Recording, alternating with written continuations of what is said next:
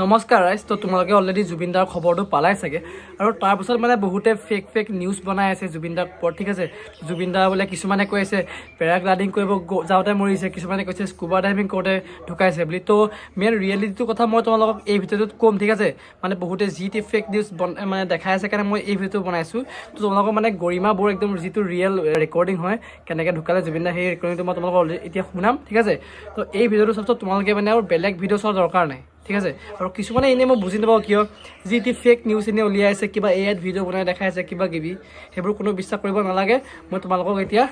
real মানে যিটো হয় কাহিনীটো কেনেকৈ কি হ'ল মই শুনাই আছোঁ তোমালোকক জুবিন আৰু ৭-৮টামান ল'ৰা মানে তাৰ লগত শিখৰো আছিলে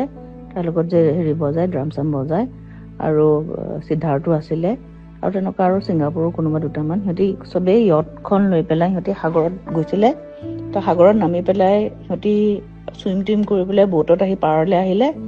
তাৰপিছত চবেই লাইফ জেকেটে পিন্ধি আছিলে জেকেট পিন্ধি পেলাই আকৌ জুবিনে সাঁতুৰিবলৈ গ'ল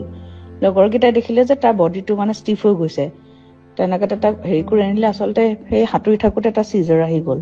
তো চিজাৰ অহাৰ পিছত তাৰ এনেও এইটো চিজাৰটো আগতো বহুতবাৰ আহিছে ন আৰু সেইটো তাৰ কাৰণে আগতো বহুতবাৰ ফেটেল হৈ গৈছিলে